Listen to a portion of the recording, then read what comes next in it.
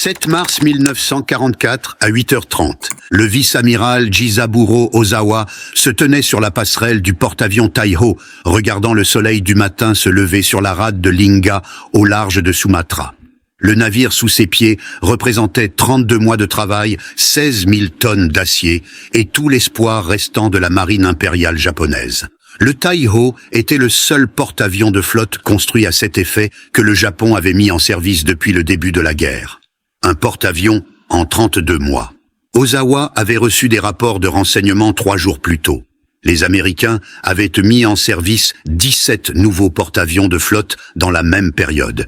Et ils avaient arrêté de compter les plus petits. Les chiffres n'avaient aucun sens. Ils violaient tout ce qu'Ozawa comprenait de la capacité industrielle, des limites des chantiers navals et des délais de construction. Le Japon avait passé des décennies à construire la meilleure force aéronavale du monde. Les Américains étaient soi-disant partis de rien. Pourtant, en moins de temps qu'il n'en avait fallu au Japon pour construire un Taiho, les chantiers navals américains lancèrent de nouveaux porte-avions chaque mois. Ozawa savait ce que ces chiffres signifiaient. Ils signifiaient que le Japon avait déjà perdu la guerre. Les combats dureraient encore 16 mois. Des milliers d'hommes allaient encore mourir. Mais l'issue avait été décidée par les mathématiques, l'acier et les chalumeaux de soudure dans des chantiers navals à 11 000 kilomètres de distance. La question qui tenait Ozawa éveillé la nuit était simple. Comment ont-ils fait ? Le Japon était entré en guerre avec la force aéronavale la plus puissante jamais assemblée. 6 porte-avions de flotte, 2 porte-avions légers, tous modernes, tous éprouvés au combat. La flotte du Pacifique américaine avait 4 porte-avions. Le Japon avait la supériorité numérique, la supériorité tactique et 2 décennies de développement de la doctrine aéronavale. La marine japonaise construisait des porte-avions depuis 1922. Ils comprenaient les opérations aéronavales mieux qu'aucune marine au monde. Leurs pilotes étaient les mieux entraînés. Leurs avions étaient éprouvés au combat. Leur tactique était affinée par des années de guerre en Chine. Les porte-avions américains n'étaient pas testés. Les pilotes américains étaient inexpérimentés. La doctrine américaine était théorique. Sur le papier, le Japon aurait dû dominer la guerre des porte-avions pendant des années. Mais le papier ment. En décembre 1941, le Japon savait qu'il faisait face à un problème fondamental. Les États-Unis avaient une capacité industrielle 10 fois supérieure à celle du Japon. La production d'acier brut, la capacité des chantiers navals, la fabrication de machines-outils. Tout favorisait l'Amérique par des ratios qui semblaient impossibles à surmonter. L'amiral Isoroku Yamamoto comprenait cela mieux que quiconque dans le haut commandement japonais. Il avait servi comme attaché naval à Washington. Il avait vu les usines américaines, les chantiers navals américains, l'infrastructure industrielle américaine. Il avait dit au gouvernement japonais que le Japon pouvait gagner des batailles pendant 6 mois, peut-être 1 an. Après cela, la puissance industrielle américaine submergerait tout ce que le Japon pourrait produire. Le gouvernement l'avait ignoré. Il croyait que l'esprit pouvait vaincre l'acier. Il croyait que la brillance tactique pouvait vaincre la supériorité numérique. Il croyait que la culture guerrière du Japon leur donnait un avantage que les usines ne pouvaient égaler. Ils avaient tort. Le premier porte-avions que le Japon perdit fut le Shoho, coulé le 7 mai 1942 lors de la bataille de la mer de Corail. Il sombra après avoir reçu 13 coups de bombe et 7 frappes de torpilles d'avions américains des porte-avions. Le Shoho était un porte-avions léger, 11 000 tonnes, converti à partir d'un ravitailleur de sous-marins. Il transportait 30 avions. Sa perte était significative mais pas catastrophique. 1 mois plus tard, le Japon perdit 4 porte-avions de flotte en une seule journée à Midway. Akagi, Kaga, Soryu, Hiryu disparus, coulés par les bombardiers en piqué américains dans une bataille qui dura 6 minutes. Ces 4 porte-avions représentaient 20 ans de développement naval japonais, 40 000 tonnes de puissance de combat irremplaçable et 250 avions. L'état-major naval japonais à Tokyo reçut les rapports et commença immédiatement à calculer les délais de remplacement. L'Akagi avait mis 4 ans à construire. Le Kaga avait mis 6 ans. Le Soryu avait mis 3 ans. Le Hiryu avait mis 4 ans. Temps de construction moyen. 4 ans et 3 mois par porte-avions de flotte. 4 navires perdus, 17 ans de temps de construction pour les remplacer. Le Japon avait 3 grands chantiers navals capables de construire des porte-avions de flotte. L'arsenal naval de Yokosuka, l'arsenal naval de Kure et le chantier naval Kawasaki à Kobe. Tous les 3 fonctionnaient à capacité maximale, construisant des destroyers, des croiseurs, des sous-marins et des navires marchands pour remplacer les pertes au combat et soutenir les opérations offensives. Remplacer 4 porte-avions nécessiterait de consacrer les 3 chantiers exclusivement à la construction de porte-avions pendant près de 6 ans. Cela signifiait pas de destroyers, pas de croiseurs, pas de sous-marins, pas de navires marchands. Le Japon ne pouvait pas se le permettre. La guerre exigeait tout. L'état-major naval prit une décision. Il construirait un nouveau porte-avions de flotte, le Taiho, dont la quille avait été posée avant Pearl Harbor. Il convertirait des navires marchands et des transporteurs d'hydravions en porte-avions légers.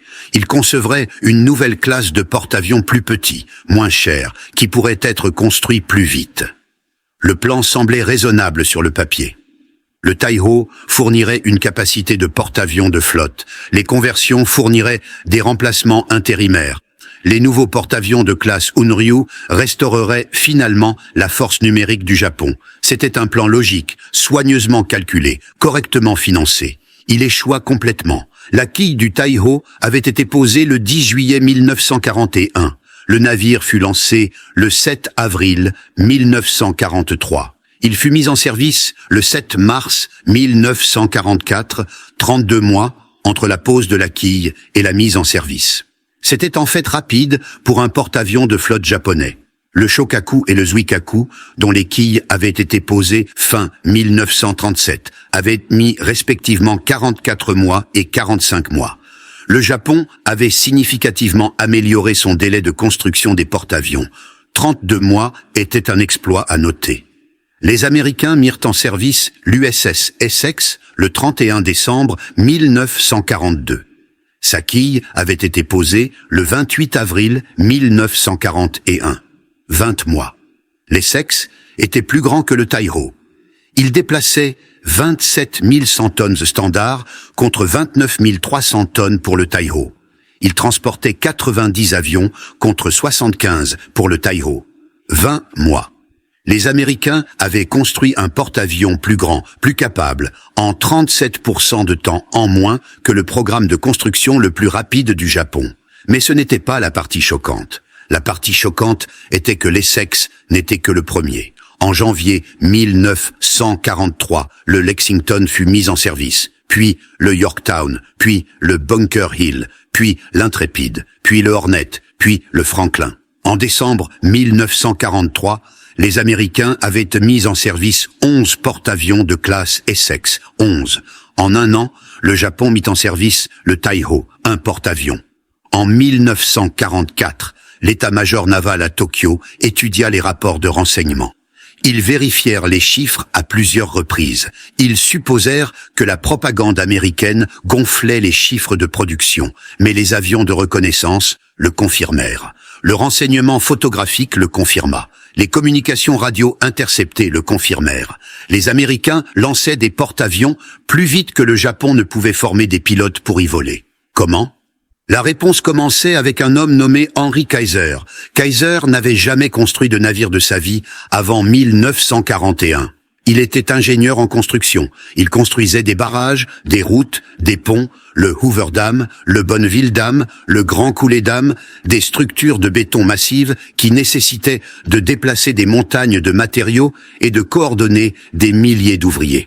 En 1941, la Commission maritime des États-Unis avait besoin de navires de charge, des centaines de navires de charge, des milliers de navires de charge, des navires pour transporter de la nourriture, du carburant, des munitions, des chars, des avions, des troupes à travers l'Atlantique et le Pacifique. Les chantiers navals traditionnels dirent qu'il faudrait 6 mois pour construire un navire de charge. C'était normal. C'était ainsi que la construction navale fonctionnait. On posait une quille, on construisait à partir du fond, on rivetait des plaques d'acier ensemble, on installait les moteurs, on lançait la coque, Puis on passait des mois à finir l'intérieur, 6 mois par navire.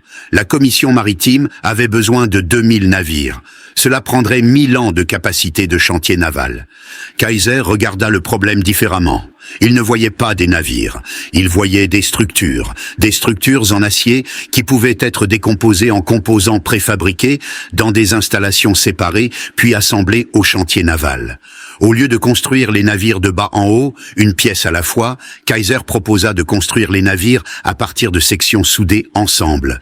Les constructeurs navals traditionnels dirent que c'était impossible. Le rivetage était une technologie éprouvée. La soudure était risquée. Les soudures pouvaient céder. Des fissures pouvaient se propager à travers les soudures et casser un navire en deux. Kaiser dit qu'il prendrait le risque. Il construisit 4 chantiers navals à Richmond, en Californie, sur la baie de San Francisco.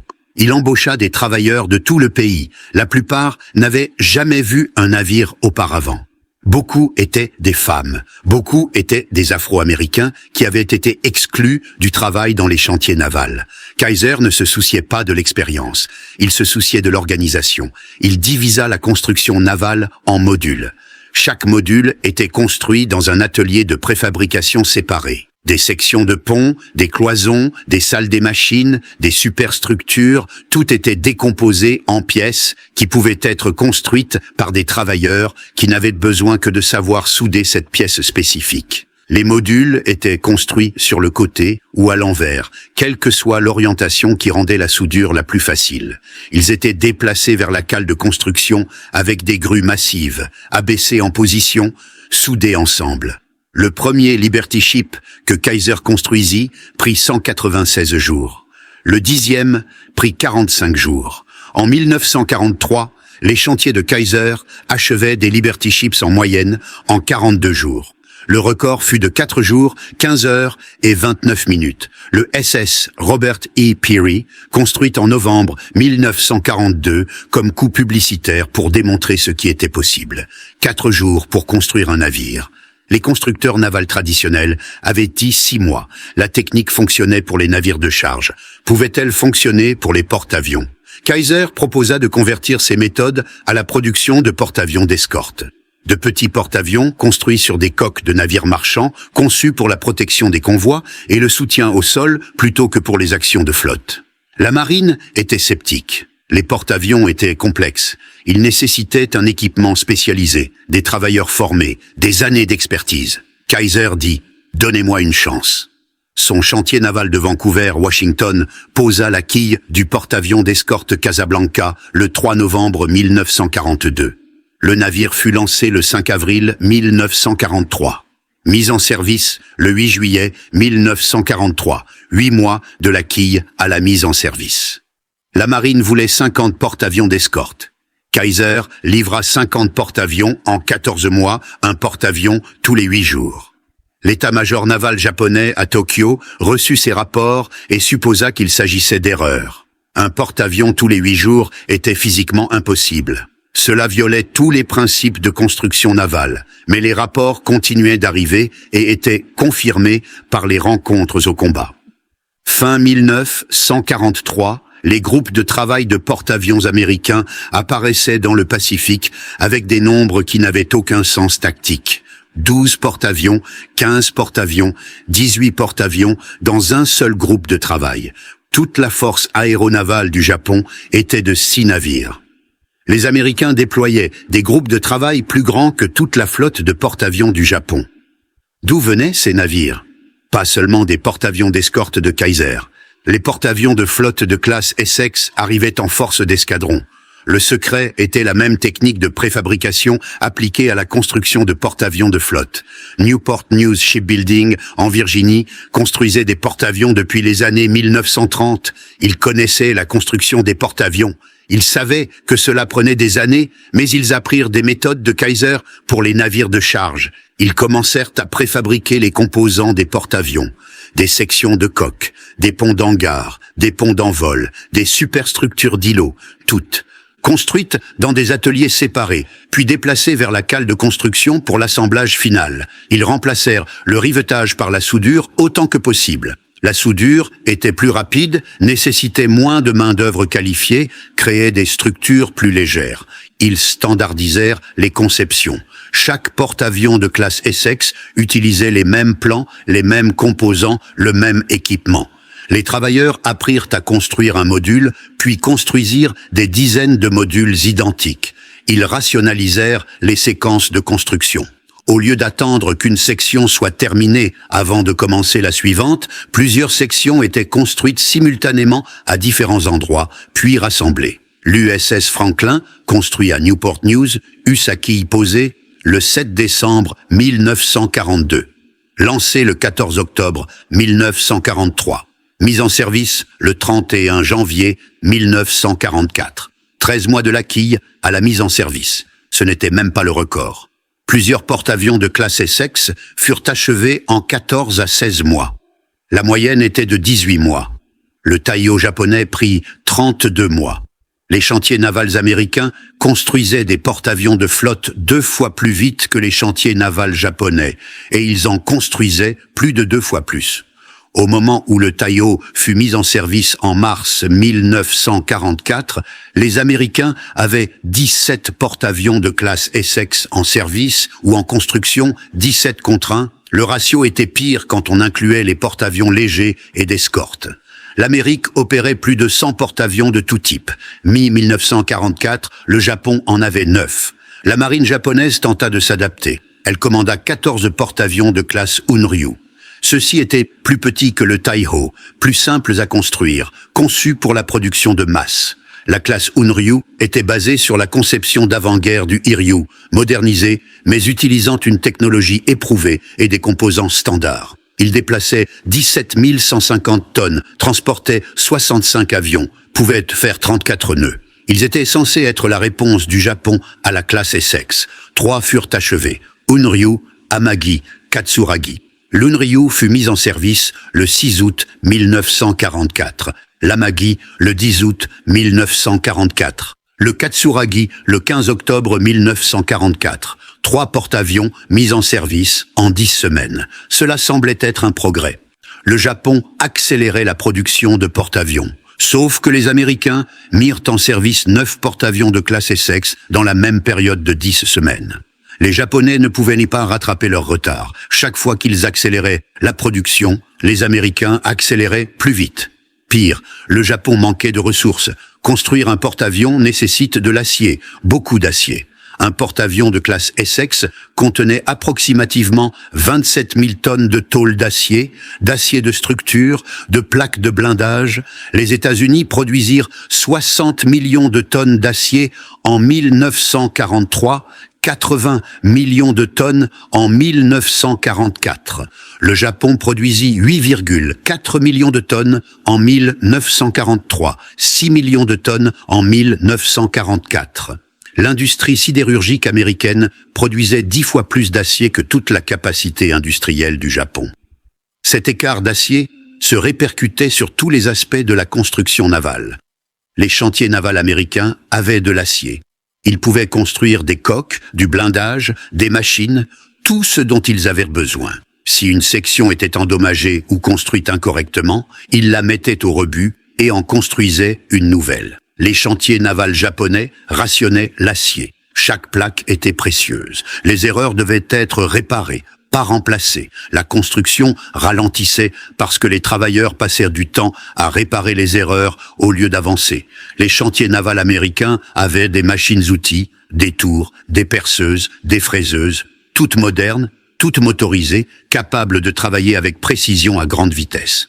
Les chantiers navals japonais rationnaient les machines-outils. Beaucoup étaient vieilles, usées, tombaient en panne. Les pièces de rechange étaient rares. La production ralentissait parce que les machines tombaient en panne et que les travailleurs attendaient les réparations. Les chantiers navals américains avaient de l'équipement de soudure. Des milliers de postes de soudure, des chalumeaux oxyacétyléniques, des soudeuses à l'arc électrique, tous standardisés, tous entretenus. Les chantiers navals japonais rationnaient l'équipement de soudure. Beaucoup de chantiers comptaient encore sur le rivetage parce qu'il manquait de capacité de soudure suffisante. L'écart s'étendait aux travailleurs formés. Les chantiers navals américains employaient 2 millions de travailleurs en 1943. Beaucoup étaient nouveaux dans la construction. navals, mais ils étaient formés rapidement en utilisant des méthodes standardisées et des tâches simples et répétitives. Les chantiers de Kaiser à Richmond employaient seuls 90 000 travailleurs au pic de production. C'était plus de travailleurs que les 3 grands chantiers navals japonais réunis. La main-d'œuvre de Richmond ne ressemblait en rien aux équipages traditionnels de chantiers navals. 40% étaient des femmes. Beaucoup n'avaient jamais occupé d'emplois industriels auparavant. C'étaient des fermières du Midwest, des institutrices de villes rurales, des employés de bureaux de ville à travers l'Amérique. Elles apprenaient à souder en 2 semaines de formation. Elles apprenaient à opérer des grues en 3 jours. Elles apprenaient à lire des plans en 1 semaine. Les constructeurs navals traditionnels disaient que ces travailleurs ne pouvaient pas construire des navires de qualité. Il manquait des années d'expérience requises pour le travail précis du métal. Mais le système de préfabrication de Kaiser ne nécessitait pas des années d'expérience. Il nécessitait des travailleurs qui pouvaient faire une tâche spécifique de manière répétée et précise. Un soudeur dans les chantiers de Richmond n'avait pas besoin de comprendre l'architecture navale. Elle avait besoin de savoir comment souder un type spécifique de joint sur un type spécifique d'assemblage. Les plans lui indiquaient où les gabarits et les fixations maintenaient tout en position. Elle passait d'une pièce à l'autre, soudant des joints identiques, des dizaines de fois par poste. La répétition créait l'expertise. Après 1 mois, les travailleurs devenaient rapides. Après 2 mois, ils devenaient précis.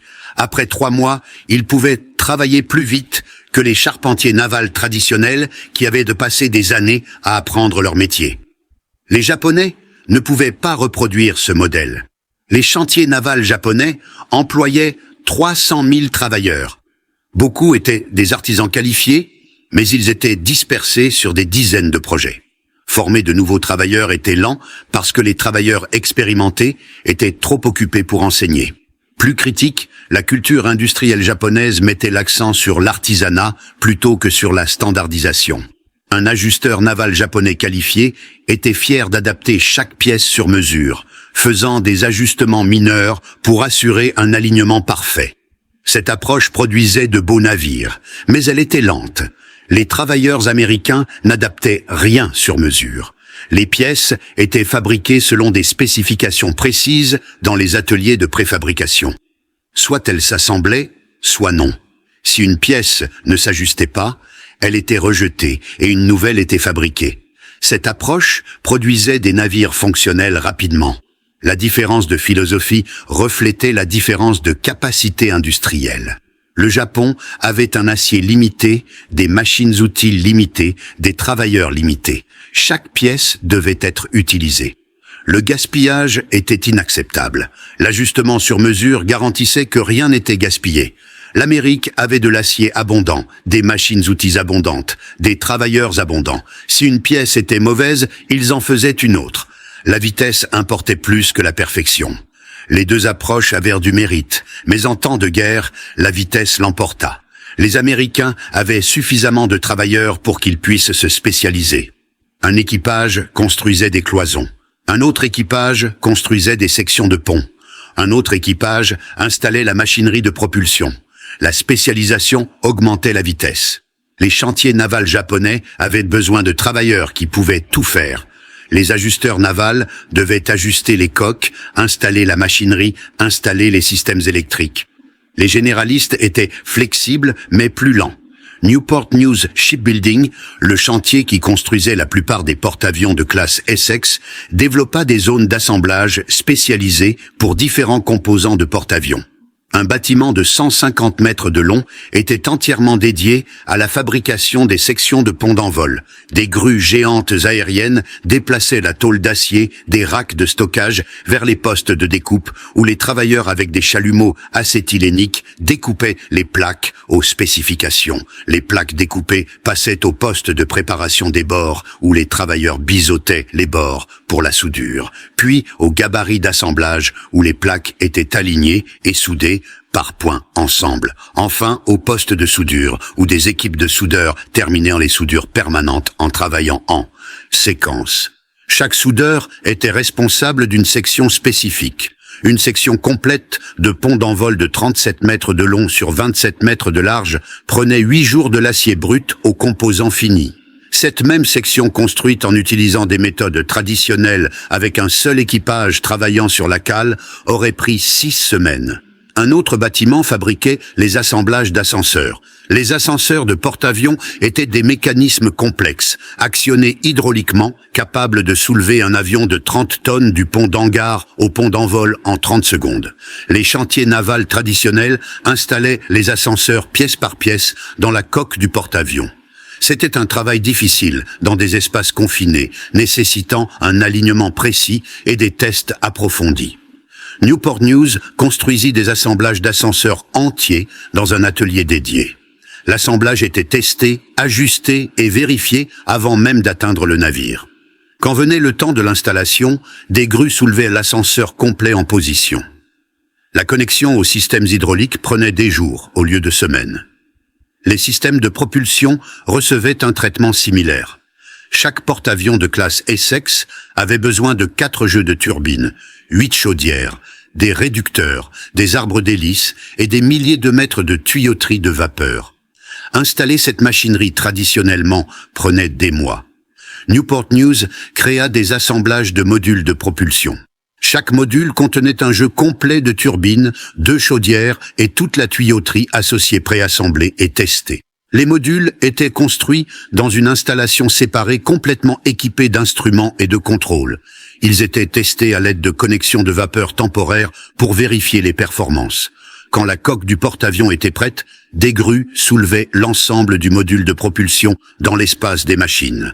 Les travailleurs connectaient les lignes de vapeur, les câbles électriques et les systèmes de contrôle. L'installation entière prenait 3 semaines au lieu de 3 mois. Cette approche modulaire s'étendait à tout. Les systèmes radars étaient préassemblés et testés. Des mâts radars complets avec antennes, émetteurs, récepteurs et alimentations électriques étaient construits dans des ateliers électroniques puis installés en tant qu'unité. Les logements de l'équipage étaient préfabriqués. Des compartiments de couchage avec couchettes, casiers, éclairage et ventilation étaient assemblés dans des ateliers spécialisés, puis soulevés en position dans la coque. Même les petits articles étaient standardisés. Chaque écoutille était identique. Chaque porte, chaque échelle, chaque conduit de ventilation, tous construits selon des spécifications standards qui s'adaptaient à des ouvertures standards. Les travailleurs ne mesuraient, ne coupaient et n'ajustaient pas chaque pièce individuellement. Ils prenaient des composants prêts à l'emploi du stock, les boulonnaient ou les soudaient en place et passaient à la tâche suivante. Le résultat fut que les porte-avions passaient de la pose de la quille au lancement en 6 à 8 mois, puis passaient encore 6 à 8 mois en aménagement et essai avant la mise en service. Temps total, 14 à 16 mois du début au porte-avions opérationnel. Le Japon ne pouvait pas égaler cela parce qu'il manquait de 3 éléments critiques. Premièrement, il manquait d'infrastructures industrielles pour une véritable production de masse. La préfabrication nécessitait des usines qui pouvaient produire des milliers de composants identiques avec des tolérances de précision. L'industrie américaine avait cette infrastructure grâce à des décennies de fabrication automobile, d'électroménager et de production de biens de consommation. Les usines étaient conçues autour de lignes d'assemblage, de pièces standardisées et de composants interchangeables. L'industrie japonaise avait une expérience limitée de la production de masse. La plupart des fabrications étaient des travaux sur mesure à petite échelle. Les pièces de précision venaient d'ateliers d'usinage spécialisés, pas de lignes d'assemblage. Tenter de reproduire les méthodes de préfabrication américaines aurait nécessité de construire des usines entièrement nouvelles, de former des main-d'œuvre entièrement nouvelles et de développer des chaînes d'approvisionnement entièrement nouvelles. Le Japon n'avait pas le temps, les ressources ou l'expertise pour cette transformation. Deuxièmement, il manquait de capacité en matière première. La préfabrication est gaspilleuse. On coupe plus d'acier qu'on en a besoin. On fabrique des pièces qui ne s'ajustent pas et doivent être mises au rebut. On surstocke des composants pour s'assurer de ne pas manquer, jamais en manquer. Quand les chantiers de Kaiser à Richmond construisaient un Liberty Ship, ils commandaient 15% d'acier de plus que ce que le navire nécessitait. L'acier supplémentaire couvrait le gaspillage, les erreurs, les pièces rejetées et les tampons d'inventaire. Cette approche fonctionnait quand l'acier était abondant. Elle échouait quand l'acier était rare. Le Japon ne pouvait pas se permettre 15% de gaspillage. Chaque tonne de tôle d'acier était précieuse. Le gaspillage devait être minimisé. Cela signifiait l'ajustement sur mesure. Cela signifiait un travail plus lent. Cela signifiait des temps de construction plus longs. Troisièmement, il manquait d'infrastructures de transport.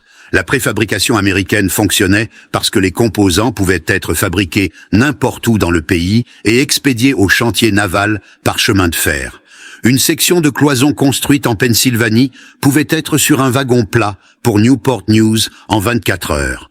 2 jours plus tard, elle était soudée dans une coque de porte-avions. Le réseau ferroviaire du Japon était limité.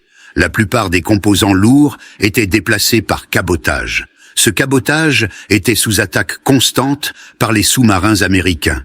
Une turbine construite à Kobe pouvait mettre 2 semaines à atteindre Yokosuka par bateau. Si le transport était coulé, ce qui arrivait régulièrement, la turbine était perdue et un remplacement devait être construit. Les vulnérabilités de la chaîne d'approvisionnement paralysaient la construction navale japonaise plus sévèrement qu'aucun autre facteur. L'écart s'étendait à la logistique.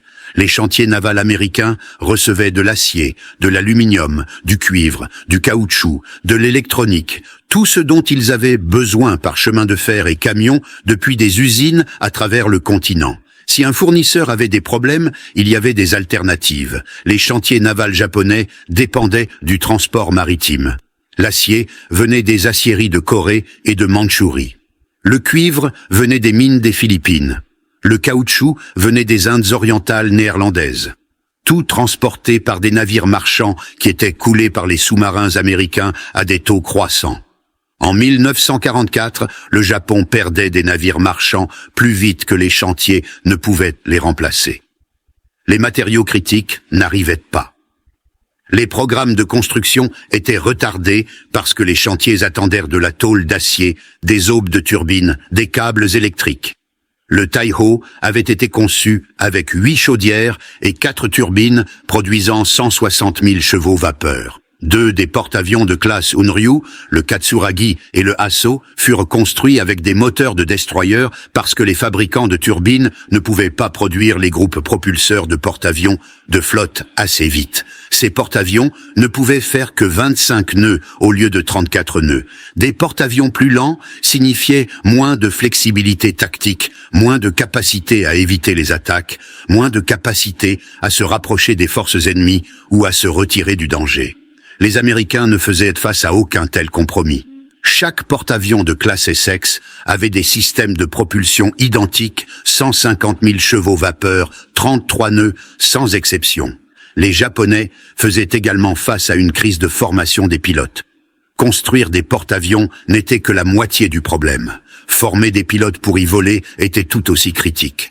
Avant la guerre, le Japon avait les meilleurs aviateurs navals du monde. Les pilotes s'entraînaient pendant 2 ans avant leur premier appontage. Ils pratiquaient la navigation, le tir, le vol en formation, les opérations de nuit, les approches sur porte-avions. En 1943, le Japon n'avait pas 2 ans. Il n'avait pas 1 an. La guerre sous-marine américaine détruisait les navires marchands japonais. Cela signifiait moins de carburant pour les vols d'entraînement. Les programmes de formation des pilotes furent raccourcis de 24 mois à 12 mois, puis à 8 mois. Les pilotes rejoignaient les escadrons de la flotte avec 100 heures de vol au lieu de 500. Ils pouvaient voler et tirer, mais ils manquaient de l'expérience pour survivre au combat contre les pilotes américains vétérans. Saburo Sakai, l'un des meilleurs as japonais avec 64 victoires, fut retiré du combat début 1943 pour servir comme instructeur de vol. Il fut choqué par ce qu'il trouva. Le programme de formation était débordé. Les instructeurs avaient trop d'élèves. Les classes étaient précipitées. Les compétences fondamentales étaient sautées parce qu'il n'y avait pas le temps de les enseigner correctement. Sakai écrivit plus tard qu'on leur disait de faire passer les hommes rapidement. Oubliez-les. Subtilité. Apprenez-leur juste à voler et à tirer. Les pilotes qui sortaient de ces programmes abrégés étaient envoyés dans les escadrons de porte-avions pour compléter les groupes aériens. Ils étaient courageux, dévoués, prêts à mourir pour leur pays, mais ils n'étaient pas prêts. À la bataille de la mer des Philippines en juin 1944, les Japonais envoyèrent 450 avions de porte-avions contre les groupes de travail américains. Les chasseurs américains en abattirent 300. Les Américains appelèrent cela le tir aux dindes des Mariannes. La bataille démontra tout ce qui n'allait pas dans les opérations aéronavales japonaises. En 1944, le Japon engagea 9 porte-avions dans la bataille. 3 porte-avions de flotte, Taiho, Shokaku, Zuikaku, 6 porte-avions légers, Chitose, Chiyoda, Junyo, Iyo, Ryuho, et le nouveau Unryu. Ces 9 porte-avions embarquaient 450 avions. C'était moins de la moitié de la capacité en avions que ces porte-avions étaient conçus pour contenir. Le Japon n'avait tout simplement pas assez d'avions pour équiper complètement ses porte-avions. Pire, les pilotes qui volaient sur ces avions étaient insuffisamment entraînés. Avant la guerre, les pilotes de porte-avions japonais s'entraînaient pendant 2 ans avant leur premier déploiement au combat. En juin 1944, les pilotes étaient déployés sur des porte-avions après 6 mois d'entraînement. Ils pouvaient décoller et atterrir. Ils pouvaient voler en formation basique. Ils pouvaient opérer les systèmes de leurs avions. Mais ils manquaient de l'expérience du combat pour survivre contre les pilotes américains vétérans volant sur des avions supérieurs. Le groupe de travail américain 58 commandé par l'amiral Mark Mitchell alignait 15 porte-avions, 7 porte-avions de flotte de classe Essex et 8 porte-avions légers. Ces porte-avions embarquaient 956 avions, plus du double du total japonais, et ces avions américains étaient supérieurs à leurs homologues japonais. Le chasseur F-6F L4 avait une vitesse maximale de 612 km par heure contre 547 km par heure pour le A6M0. Le L4 pouvait piquer à 724 km par heure sans défaillance structurelle. La vitesse maximale en piqué du zéro était de 579 km par heure. Le L4 était blindé, blindage du pilote, réservoir auto-obturant, capotage de moteur blindé. Il pouvait absorber des dégâts de combat énormes et continuer à voler. Le zéro n'avait aucun blindage. Une seule rafale de mitrailleuse dans le réservoir de carburant l'enflammerait. Les pertes de pilotes étaient catastrophiques parce qu'ils n'avaient aucune protection. Le L4 montait 6 mitrailleuses de calibre 50 avec une puissance de feu combinée de 1800 coups par minute. Le zéro montait 2 canons de 20 mm et 2 mitrailleuses de 7,7 mm. Un bon armement, mais moins de puissance de feu soutenue que le L4. Plus critique encore, les pilotes américains en juin 1944 étaient des vétérans du combat. Le pilote de chasse américain moyen du groupe de travail 58 avait 200 heures de vol de combat. Beaucoup en avaient 300 ou plus. Ils avaient combattu à Tarawa, Truk, Hollandia et des dizaines d'engagements plus petits. Ils connaissaient les capacités de leur avion. Ils savaient comment exploiter les avantages du Hellcat.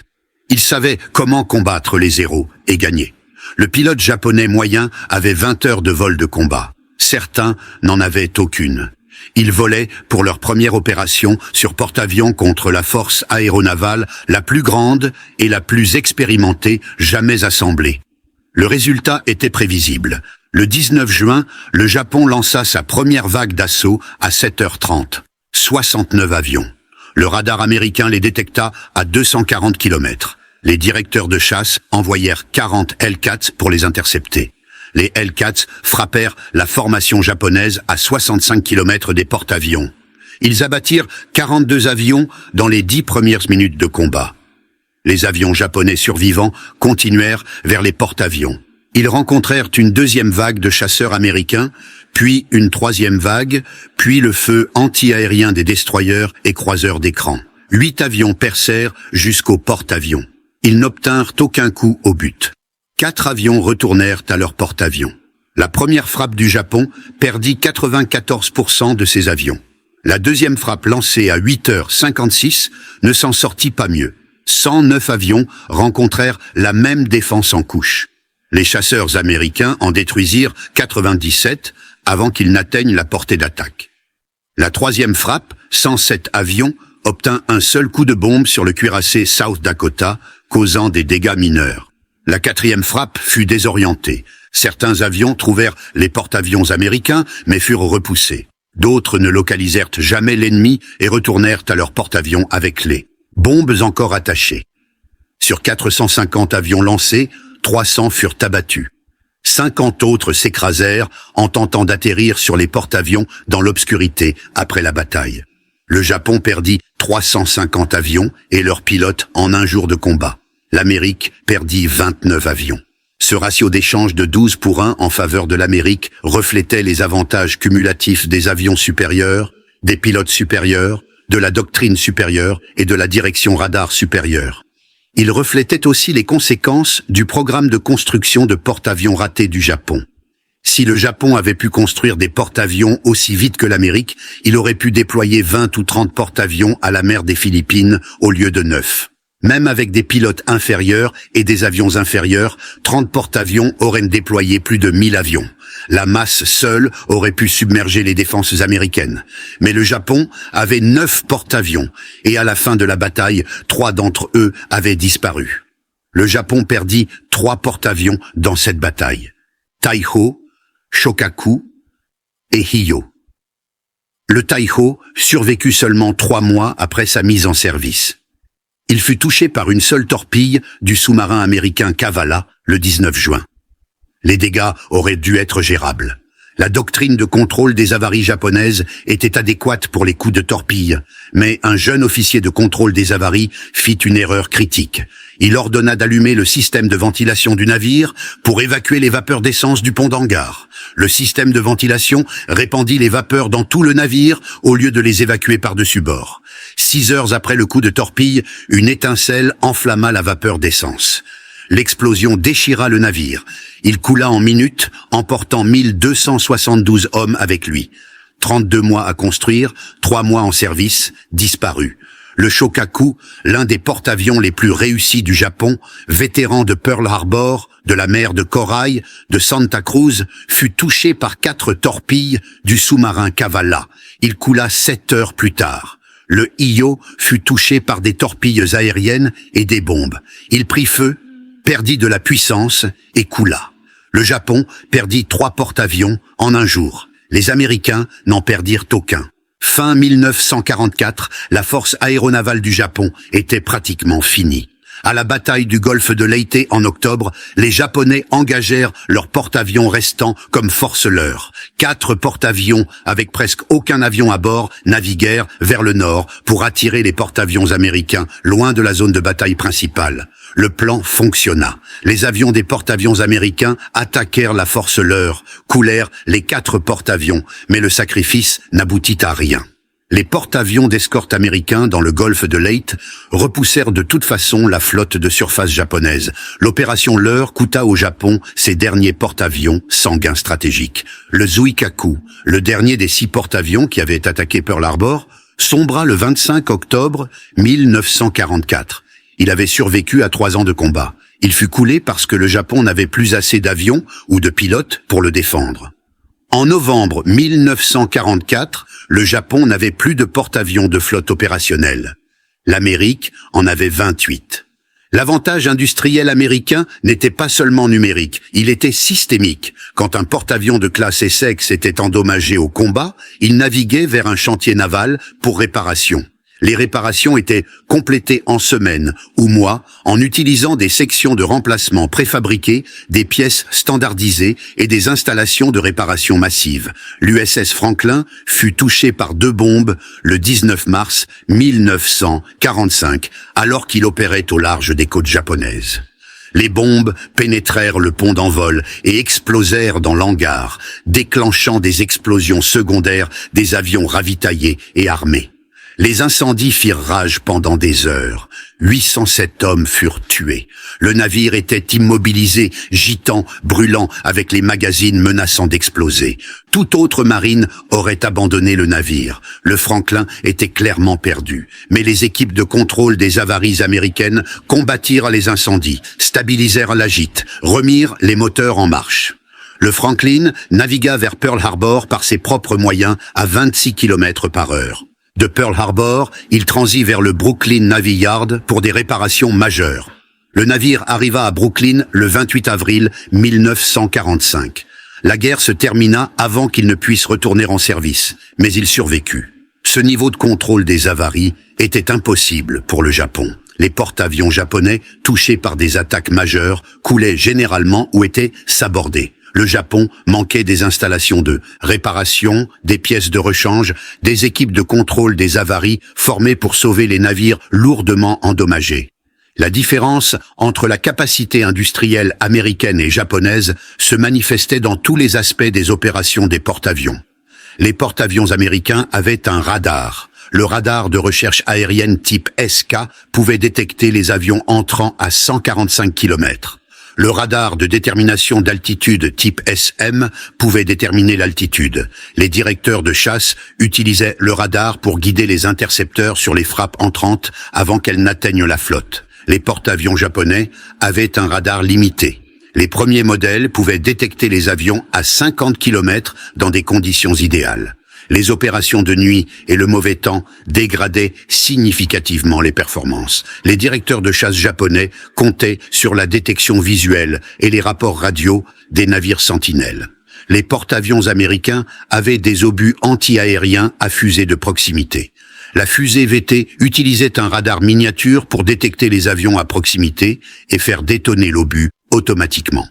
Les fusées de proximité augmentaient l'efficacité anti-aérienne de 5 à 10 fois par rapport aux fusées de contact ou à temps. Les porte-avions japonais utilisaient des fusées de contact et à temps.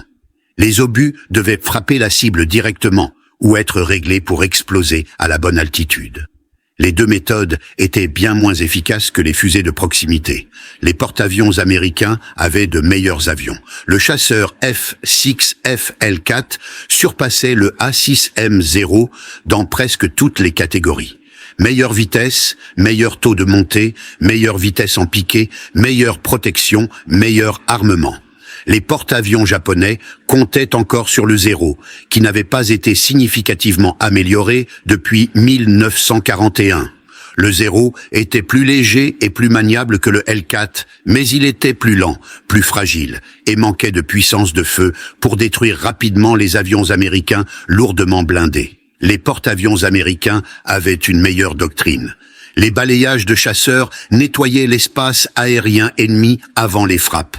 Les patrouilles aériennes de combat protégeaient la flotte des attaques entrantes. Les interceptions dirigées par radar amenaient les chasseurs en position avant l'arrivée des frappes ennemies. La doctrine des porte-avions japonais reposait sur l'assaut total. Tout lancer, frapper l'ennemi avec une force maximale, espérer couler les porte-avions avant qu'ils ne puissent contre-attaquer. Cette doctrine fonctionna à Pearl Harbor quand la surprise était complète. Elle échoua à Midway quand les porte-avions américains attendaient. Elle échoua à la mer des Philippines quand le radar américain donna une alerte précoce et que les chasseurs américains massacrèrent la frappe entrante. En 1945, la marine japonaise avait pratiquement cessé d'exister en tant que force combattante. Le Japon avait encore des cuirassés, des croiseurs, des destroyers, mais sans porte-avions pour la couverture aérienne, ces navires ne pouvaient pas opérer dans les zones où les avions de porte-avions américains pouvaient les atteindre. Les quelques porte-avions japonais restants étaient relégués à des tâches d'entraînement ou de transport parce que le Japon manquait de pilotes et d'avions pour les opérer efficacement. La marine des États-Unis avait plus de puissance aéronavale que toutes les autres marines du monde réunies. Le groupe de travail 38, opérant au large du Japon en juillet 1945, comprenait 17 porte-avions de flotte et 6 porte-avions légers. Ces porte-avions embarquaient plus de 1500 avions. La force de frappe entière pouvait être assemblée, lancée et récupérée en moins de 2 heures. Le Japon n'avait absolument rien pour contrer ce niveau de puissance aérienne. Les frappes de porte-avions américains parcouraient librement le Japon, frappant les aérodromes, les usines, les ports, les bases navales, tout ce qui bougeait. Les défenses aériennes japonaises étaient submergées. Les chasseurs japonais étaient dépassés en nombre de 10 contre 1 ou 20 contre 1. La guerre se termina le 15 août 1945. Le Japon avait mis en service 6 porte-avions pendant la guerre. 3 porte-avions de flotte de classe Unryu, 3 porte-avions légers convertis. L'Amérique en avait mis en service 20, 14 porte-avions de flotte de classe Essex, 9 porte-avions légers de classe Independence et plus de 100 porte-avions d'escorte. Le ratio final était d'environ 20 contre 1, 20 porte-avions américains pour chaque porte-avions japonais construit pendant la guerre. Ce ratio racontait l'histoire de comment la capacité industrielle détermina l'issue de la guerre du Pacifique. Le Japon entra en guerre avec la meilleure force aéronavale du monde, construite sur 20 ans par les architectes navals et constructeurs navals les plus expérimentés d'Asie. L'Amérique entra en guerre avec une force aéronavale non testée, construite par des chantiers navals qui durent apprendre la construction de porte-avions à la volée. Mais l'Amérique avait quelque chose que le Japon ne pouvait égaler. La capacité industrielle, les matières premières, l'innovation technologique, la capacité d'apprendre, de s'adapter et de mettre à l'échelle la production à des niveaux qui semblaient impossibles. Les leçons de la course à la construction de porte-avions s'étendaient bien au-delà de la Seconde Guerre mondiale. La capacité industrielle compte plus que la brillance tactique.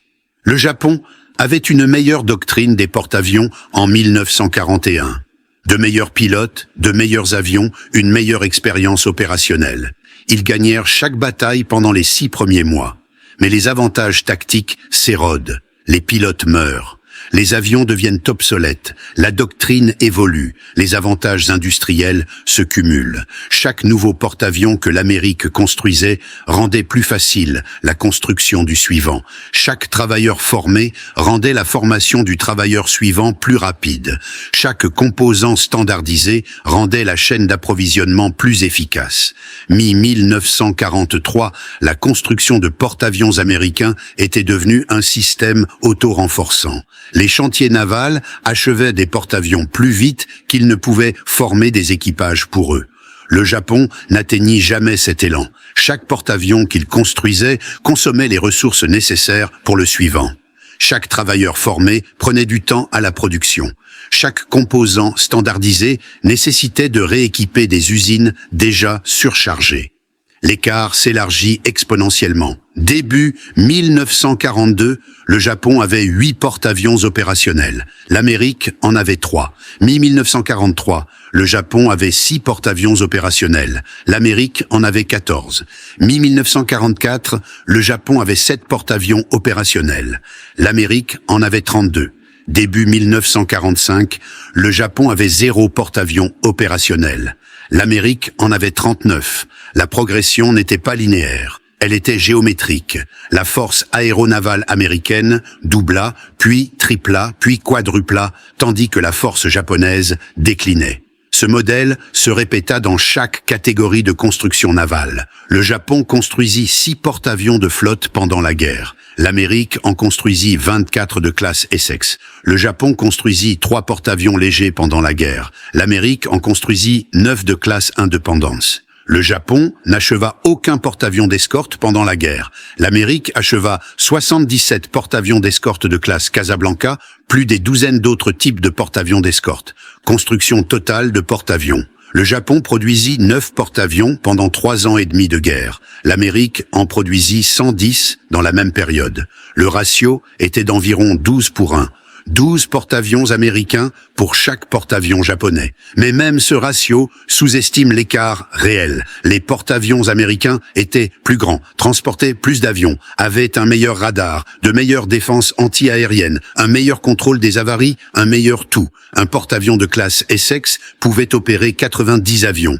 Un porte-avions de classe Unryu pouvait opérer 65 avions. Un porte-avions de classe Essex pouvait faire 61 km/h.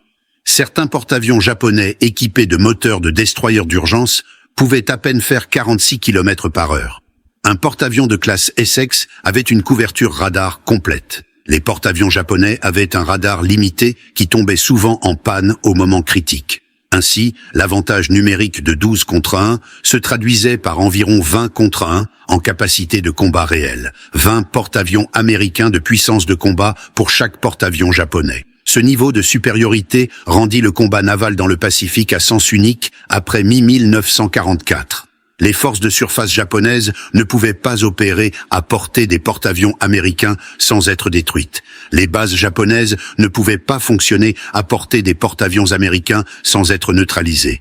Les lignes d'approvisionnement japonaises ne pouvaient pas fonctionner à portée des porte-avions américains sans être coupées. La guerre du Pacifique devint une guerre de l'aviation de porte-avions américaine, bombardant le Japon jusqu'à la soumission, tandis que les forces japonaises regardaient impuissantes depuis derrière des périmètres défensifs qui rétrécissaient chaque jour.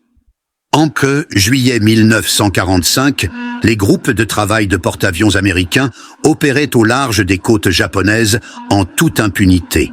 Ils lancèrent des frappes de milliers d'avions contre les villes japonaises. Les défenses aériennes japonaises étaient submergées. Les chasseurs japonais étaient dépassés en nombre de 50 contre 1. La guerre se termina non pas à cause des bombes atomiques, bien qu'elles aient fourni une excuse pratique aux dirigeants japonais pour se rendre. La guerre se termina parce que le Japon n'avait plus de capacité militaire pour résister. L'aviation de porte-avions détruisit cette capacité et la production de porte-avions créa l'aviation de porte-avions qui gagna la guerre. Henry Kaiser, le constructeur de barrages qui ne connaissait rien aux navires, révolutionna la construction navale en appliquant des techniques de production de masse. Newport News Shipbuilding, le constructeur de porte-avions traditionnel, apprit de Kaiser et réduisit les temps de construction de moitié. Les travailleurs du chantier naval de Richmond, beaucoup d'entre eux des femmes qui n'avaient jamais tenu une clé avant 1942, construisirent en des mois des porte-avions qui auraient dû prendre des années. Ensemble, ils construisirent une flotte qui submergea le Japon par la seule puissance industrielle. Les Japonais comprirent trop tard qu'ils avaient perdu la guerre au moment où ils l'avaient commencée. L'amiral Yamamoto les avait prévenus. Il avait dit que le Japon pouvait gagner des batailles pendant 6 mois, peut-être 1 an. Après cela, la puissance industrielle américaine les enterrerait. Il avait raison. Mais même Yamamoto sous-estima la rapidité avec laquelle l'industrie américaine se mobiliserait. Il pensait que cela prendrait 2 ans à l'Amérique pour construire des porte-avions de remplacement pour les pertes de Pearl Harbor et de la mer de Corail. Cela prit 9 mois. Il pensait que la production de porte-avions américaines atteindrait un pic de 8 à 10 porte-avions par an. L'Amérique en produisit 18 en 1943 seulement. Il pensait que les pilotes américains prendraient des années à développer les compétences pour égaler les aviateurs japonais. Les pilotes américains surpassaient les aviateurs japonais début 1943, moins de 18 mois après Pearl Harbor.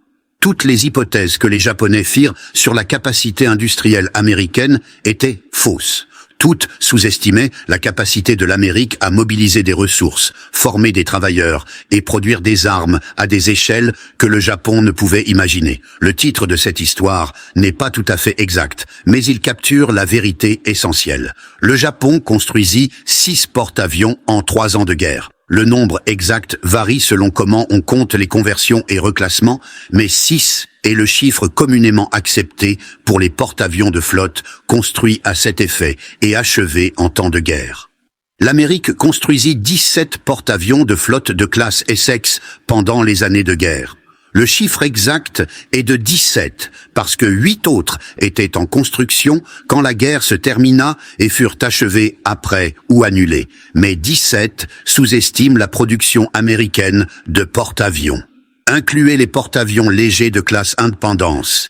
17 plus 9 égale 26. Incluez les porte-avions d'escorte de classe Casablanca. 26 plus 77 égale 103.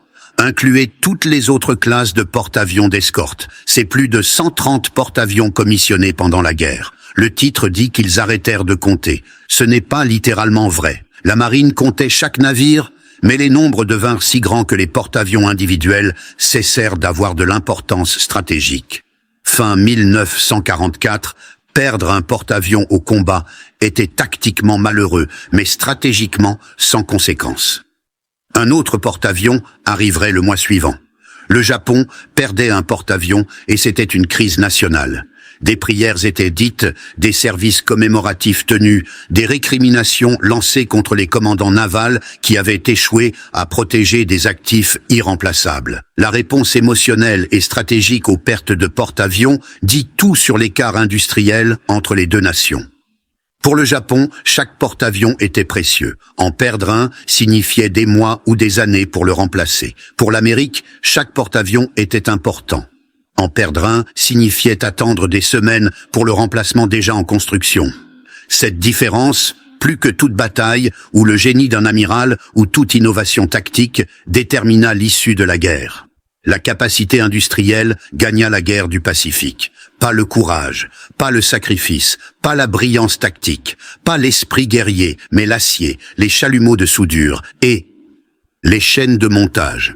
Cette leçon reste pertinente aujourd'hui pour quiconque étudie la guerre, la stratégie ou la compétition internationale. Les guerres sont gagnées dans les usines longtemps avant d'être décidées sur les champs de bataille. Les Japonais comprirent ce qui se passait. Le vice-amiral Ozawa, debout sur la passerelle du Taiho en mars 1944, connaissait les chiffres. Il savait que le Japon avait perdu. Mais comprendre le problème et le résoudre étaient deux choses différentes. Le Japon ne pouvait pas construire plus de chantiers navals. Il manquait d'acier, de machines-outils, de travailleurs, d'infrastructures logistiques. Le Japon ne pouvait pas former plus de pilotes. Il manquait de carburant, d'instructeurs, de temps. Le Japon ne pouvait pas augmenter la production d'acier. Il manquait de charbon, de minerais de fer, de capacité de transport. Chaque aspect de la capacité industrielle japonaise était contraint par des ressources qui s'épuisaient. Chaque aspect de la capacité industrielle américaine était en expansion.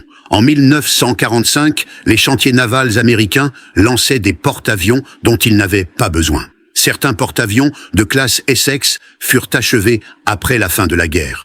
Ils ne tirèrent jamais un coup de feu au combat, mais ils existaient. 32 porte-avions de classe Essex furent commandés, 24 furent achevés, 8 furent annulés quand la guerre se termina. Le Japon ne construisit jamais les 14 porte-avions de classe Unryu prévus. Ils en achevèrent 3. 6 autres étaient en construction quand la guerre se termina. 5 ne furent jamais commencés. L'écart entre la capacité américaine et la capacité japonaise n'était pas petit. Il était absolu. La guerre du Pacifique fut décidée dans les chantiers navals, pas dans les batailles. Les batailles déterminèrent quand la guerre se terminerait. Les chantiers navals déterminèrent qui gagnerait. Et les chantiers navals américains, avec leurs techniques de préfabrication, leurs innovations en soudure, leurs conceptions standardisées, leurs armées de travailleurs qui n'avaient jamais construit de navires auparavant, écrasèrent la puissance navale du Japon par la seule production industrielle. Le titre n'avait pas tort. Les Japonais construisirent 6 porte-avions en 3 ans de guerre. Les Américains construisirent 17 porte-avions de flotte de classe Essex, arrêtèrent de compter les porte-avions d'escorte après 100, et avaient encore de la capacité de chantier naval de reste pour construire des navires marchands, des péniches de débarquement et des Liberty Ships par milliers. Cette disparité, plus que toute bataille, toute stratégie, toute innovation tactique, détermina l'issue de la guerre dans le Pacifique. Si vous avez trouvé cette histoire captivante, prenez un moment pour aimer cette vidéo.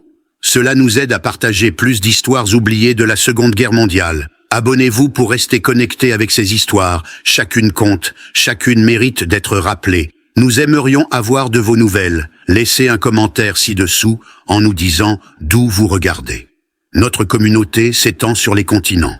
Des vétérans aux passionnés d'histoire, vous faites partie de quelque chose de spécial ici. Merci d'avoir regardé et merci de garder ces histoires vivantes.